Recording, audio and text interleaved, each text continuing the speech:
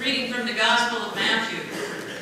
After the Sabbath, the first day of the week was dawning, Mary Magdalene and the other Mary went to see the tomb. And suddenly there was a great earthquake. For an angel of the Lord, descending from heaven, came and rolled back the stone and sat on it. His appearance was like lightning, and his clothing white as snow. For fear of him, the guards shook and became like dead men. But the angel said to the women, "Do not be afraid. I know that you are looking for Jesus who was crucified. He's not here, for he has been raised, as he said. Come, see the place where he lay. Then go quickly and tell his disciples that he has been raised from the dead. And indeed, he is going ahead of you to Galilee, and there you will see him. This is my message for you." So they left the tomb quickly with fear and great joy and ran to tell his disciples. And suddenly, Jesus met them and said, "Rejoice!" And they came to him and took hold of his feet and worshipped him. And then Jesus said to them, "Do not be afraid. Go and tell my brothers to go to Galilee. There they will see me." Thus ends the reading of the word. If you were following along in your Bible, I changed the word, one of the words in the text, because it's translated better as rejoice. That's what this says. Can you see that? Rejoice. The word that's translated greetings is better translated rejoice. The Greek word kairo means rejoice, hail. There's a word that Matthew uses in his scriptures 3 times, and he starts in that chapter 21, where Jesus enters Jerusalem and shakes the place up. That's on Palm Sunday, last Sunday. When Jesus entered Jerusalem, the word sayo, the Greek word sayo, means quake, shake. And when he entered Jerusalem, the town was so upset, was so stirred up, was quaking in their boots when he showed up.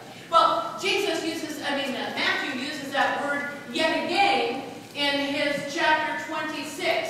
At the time of Jesus, chapter 27, at the time of Jesus' crucifixion. And he said that when Jesus breathed his last, there was a great earthquake, the ground shook, and it shook so terribly that rocks split.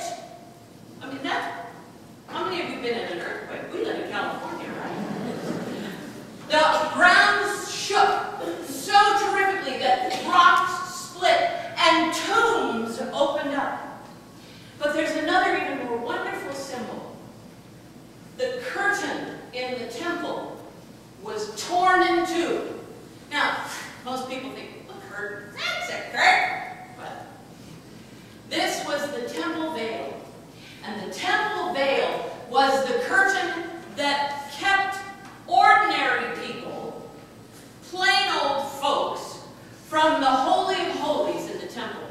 The Holy of Holies in the temple, in the first temple originally, the one that was destroyed originally by Nebuchadnezzar centuries before, in that Holy of Holies was kept originally the Ark of the Covenant. How many of you ever saw the Raiders of the Lost Ark? This is how we learn our history. The Ark of the Covenant was that wondrous piece, that wondrous golden box that contained the testimony of God, the stones on which the actual testimony of God had been written. And that ark was destroyed when King Nebuchadnezzar destroyed the first temple. However, the place where it was kept, the Holy of Holies, the holiest place where God dwelt, was still placed in the second temple when it was built. The Holy of Holies was only entered by the high priest.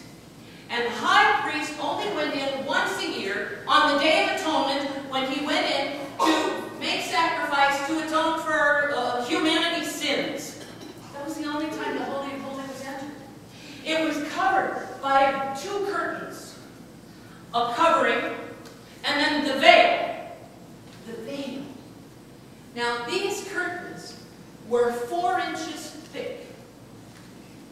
Not only were they 4 inches thick, they were 11 yards wide. They were 20 yards high. They were made of a material, they didn't have spandex in those days. They were made of a material that was embroidered with linen, and the color of these curtains was flax and blue and scarlet and purple. And as Josephus describes it, he says it was almost a representation of the universe. It was so glorious in its rich colors.